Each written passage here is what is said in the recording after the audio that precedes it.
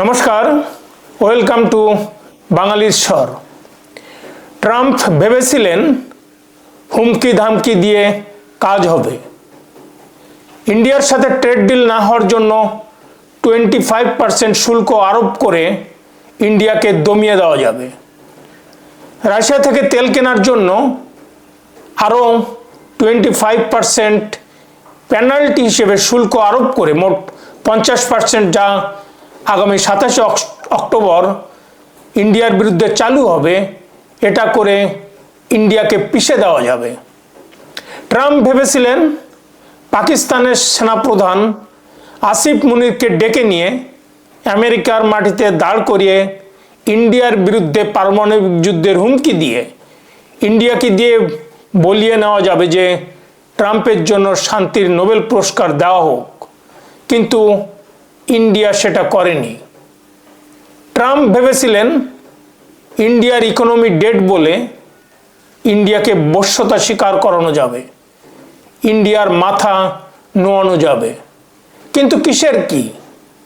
India বলে দিয়েছে America না চাইলে ট্রেড ডিল হবে না।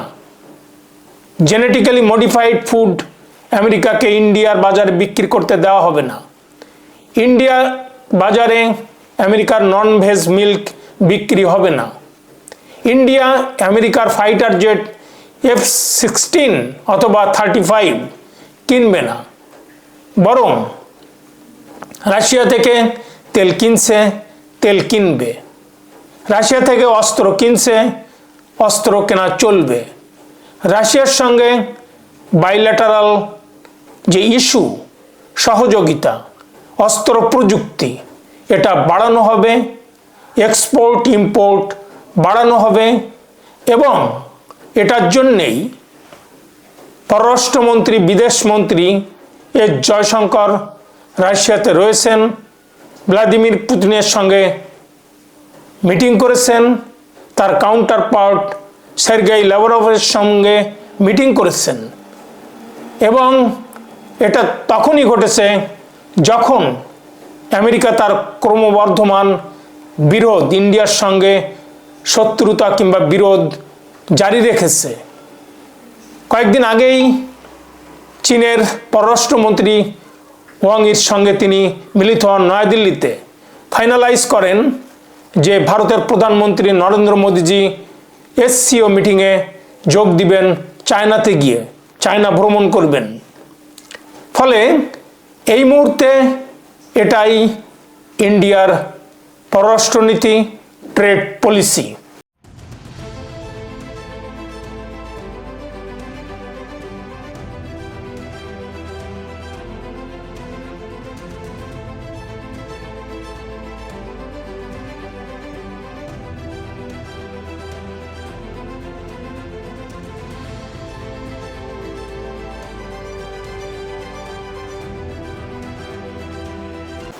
ইন্ডিয়ার বিদেশমন্ত্রী এস জয়শঙ্কর তার কাউন্টার পার্ট সার্গেই ল্যাভরভের সঙ্গে মিটিং করার পর সাংবাদিক সম্মেলনে এক সাংবাদিকের প্রশ্নের উত্তর দেন।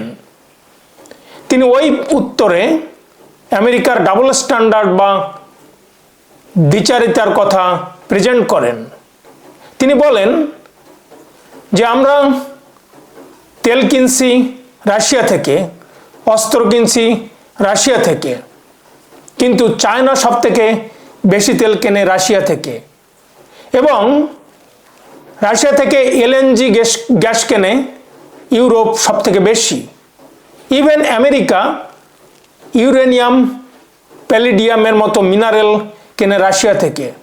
অথচ আমাদের এগেনস্টে পেনাল্টি হিসেবে 25% শুল্ক, মোট 50% শুল্ক আরোপ করা হয়েছে। অন্যদিকে চায়নার এগেনস্টে শুল্ক আরোপ করা হয়েছে মাত্র 30%, ইউরোপের জন্য 10 থেকে 15%। তিনি আরও বলেন, এই আমেরিকাই আমাদেরকে উৎসাহিত করেছিল রাশিয়া থেকে তেল কেনার জন্য 2022-2023-এ, কারণ তারা তখন ভীত ছিল রাশিয়ার থেকে যদি ইন্ডিয়া তেল না কেনে তাহলে বিশ্ব বাজারে তেলের দাম বেড়ে যাবে, তাদের তেল কিনতে অসুবিধা হবে। কিন্তু আজকে সেই আমেরিকাই ইন্ডিয়ার পরে শুল্ক চাপিয়েছে, Well, I don't want to comment on a person, but let me comment on the subject. We are not the biggest purchasers of Russian oil, that is China. We are not the biggest purchasers of Russian LNG. I'm not sure, but I think that is the European Union.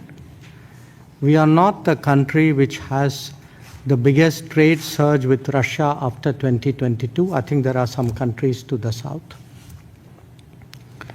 We are a country where actually the Americans said for the last few years that we should do everything to stabilize the world energy markets, including buying oil from Russia. Incidentally, we also buy oil from America, and that amount has been increasing. So, quite honestly, we are very perplexed at the logic of the argument that you had referred to. ইন্ডিয়ার বিদেশমন্ত্রী S Jaishankar তার counterpart Sergei লেভরভের সঙ্গে বিভিন্ন bilateral issue নিয়ে আলোচনা করেন। তার ভিতরে সবথেকে বেশি প্রাধান্য পায় bilateral ties, trade, investment, defence, technology এবং পিপল টু পিপল এক্সচেঞ্জ। তিনি ইন্ডিয়ার এক্সপোর্ট বাড়ানোর তাগিদ দেন এবং তার জন্যে রাশিয়ার যে শুল্ক নীতি বা রেগুলেশন নীতি সেটা শিথিল করতে বলেন। তিনি চান ভারতের মেডিসিন, কৃষিজাত পণ্য এবং টেক্সটাইল রপ্তানি হোক রাশিয়াতে, এবং সাথে সাথে তিনি রাশিয়া থেকে সার আমদানির কথা বলেন। Afternoon. Let me begin by saying that it is a pleasure to be back in Moscow, and I thank you, Minister Lavrov, for your warm hospitality and the substantive discussions that we have just concluded. Our meeting allowed a comprehensive review of the entire gamut of India-Russia bilateral relations. We believe that the relations between India and Russia have been among the steadiest of the major relationships in the world after the Second World War. Geopolitical convergence, leadership contacts, and popular sentiment remain its key drivers. বিদেশমন্ত্রী S Jaishankar রাশিয়ার সাথে যে বাণিজ্য ঘাটতি রয়েছে সেটা কমিয়ে আনার উপর জোর দেন। এই মুহূর্তে 2024 থেকে 2025 পর্যন্ত যে বাইল্যাটারাল ট্রেড ছিল সেটার পরিমাণ ছিল $68.76 বিলিয়ন। এর ভিতরে ভারত মাত্র এক্সপোর্ট করত $4.88 বিলিয়ন গুডস, এবং গত 4 বছরে এই ট্রেড ডেফিসিট বা ইমব্যালেন্স 9 গুণ বেড়েছে। সেটা $6.6 বিলিয়ন থেকে বেড়েছে $58.9 বিলিয়ন। রাশিয়া এনার্জি এবং জ্বালানি ক্ষেত্রে 40% তেল রপ্তানি করে ইন্ডিয়ার কাছে, এবং পেট্রোলিয়াম এবং অপরিশোধিত যে তেল ইন্ডিয়া কেনে রাশিয়ার কাছ থেকে সেটার বাজার দর $53 বিলিয়ন। ফলে এই বাণিজ্য ঘাটতি কমিয়ে আনার ক্ষেত্রে ইন্ডিয়া জোর দেয়। অন্যদিকে সার আমদানি এবং এই যে বাইল্যাটারাল যে সহযোগিতা সেইটা টিকিয়ে রাখার আরও দৃঢ় পদক্ষেপ গ্রহণ করার আলোচনা করেন। এরপরে আসে ইন্ডিয়ার যে দক্ষ শ্রমিক রয়েছে তাদেরকে এমপ্লয়মেন্টের ব্যাপারে কথা হয়, যেমন আইটি সেক্টর, কনস্ট্রাকশন এবং ইঞ্জিনিয়ারিং। এরপর রাশিয়ার সাথে যে কানেক্টিভিটি সেটা বাড়ানোর উপরে জোর দেন, পার্টিকুলারলি যে নর্থ সি রুট যেটা রয়েছে সেটার সম্প্রসারণ, চেন্নাই ভ্লাদিভস্টক মেরিটাইম করিডোর এবং ইন্টারন্যাশনাল নর্থ সাউথ ট্রান্সপোর্ট করিডোরকে সম্প্রসারণের কথা বলেন। এরপর আসে মেক ইন ইন্ডিয়া এবং প্রযুক্তি হস্তান্তরের কথা।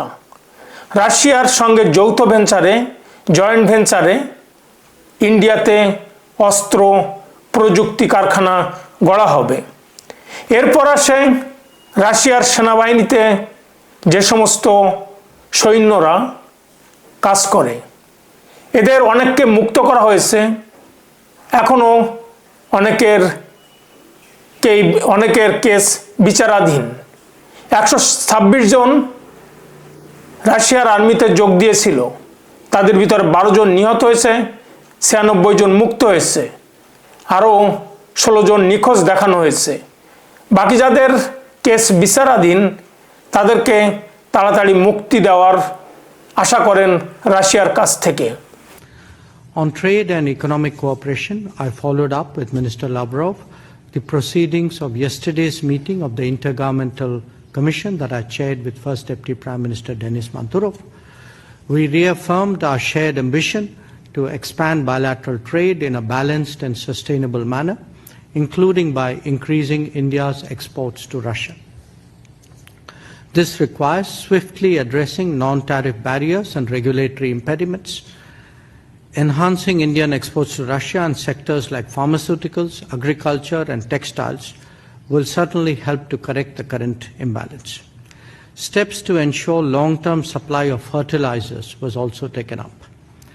Indian skilled workers, especially in IT, construction and engineering, can address the labor needs in Russia and deepen collaboration. Sustaining energy cooperation through trade and investments is also important.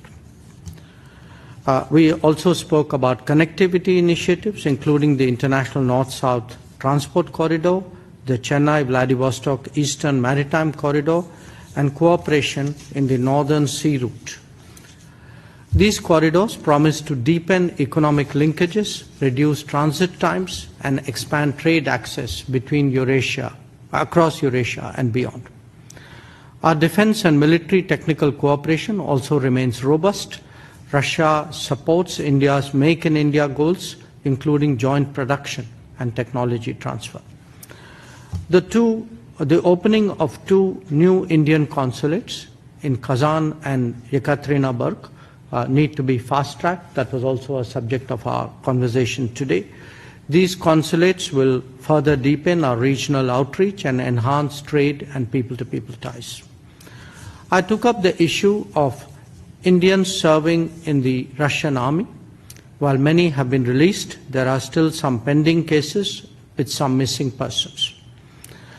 We hope that the Russian side would expeditiously resolve these matters. এরপর বিদেশমন্ত্রী Jaishankar Sergey লেভারভের সঙ্গে global এবং regional issue নিয়ে আলাপ করেন। On global and multilateral cooperation, we reaffirmed our shared commitment to reform of global governance. We underlined the imperative to expand and energize the UN Security Council to reflect contemporary realities. Our collaboration in the G20, BRICS and SCO remains deep-rooted and forward-looking. On regional issues, we discussed developments in Ukraine, West Asia, Middle East, Afghanistan. And I want to say that India's approach continues to emphasize dialogue and diplomacy as essential to resolving differences. তিনি Ukraine সমস্যা, পশ্চিম Asia, Afghanistan এবং সীমান্ত সন্ত্রাস নিয়ে আলোচনা করেন এবং তিনি বলেন যে এই সমস্ত সমস্যা শুধুমাত্র যে মতপার্থক্য রয়েছে সেটা নিরসনে ডায়ালগই একমাত্র সমস্ত সমস্যার সমাধান করতে পারে। এই আলোচনায় সন্ত্রাসবাদের কথাও আসে। On terrorism, we resolved to fight jointly against all forms and manifestations of terrorism. I conveyed India's strong resolve to adopt a zero-tolerance policy against terrorism and our sovereign right to defend our citizens against cross-border terrorism.